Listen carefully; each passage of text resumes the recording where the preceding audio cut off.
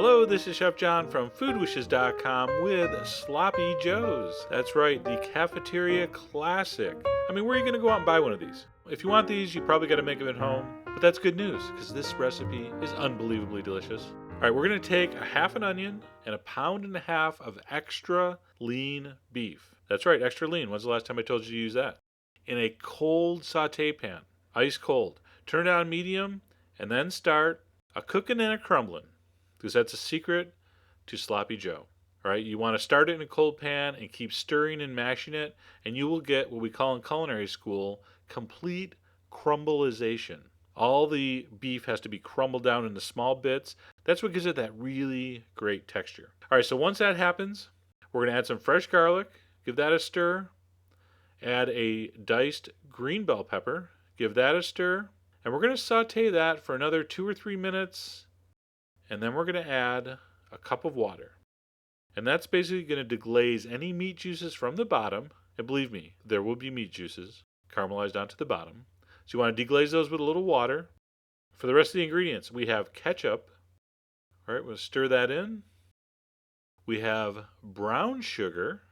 We have mustard, Dijon or yellow, a little bit of Worcestershire, some black pepper, some salt, the exact amounts, so crucial. So make sure you go to foodwishes.com to get the ingredients. All right, I'm going to add 1 more cup of water, which is unusual, but that's my secret. Bring this to a simmer, turn it to low, and simmer it until the water's gone and you have a thick, succulent beef paste.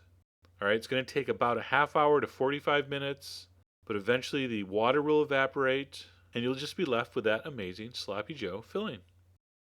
I mean, a sandwich is a sandwich, but this stuff is a total meal. As I paraphrase a very old commercial. All right, so once it looks like this, you're getting close. You want to taste and adjust the seasoning. A little salt maybe, a little pepper maybe. You know, because it's me, I'm going to go with a little cayenne pepper. Because this is kind of a sweet filling, I think the heat works perfectly. And that's it. How you know you're done? Well, first of all, the water will be evaporated and you'll have like a thick mixture.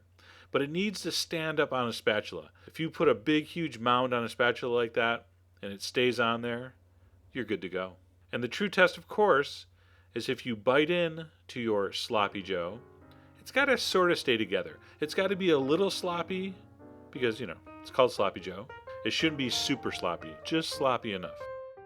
So anyway, slap that on some hamburger buns, sesame seeds optional. What isn't optional? Serve this next to some tater tots.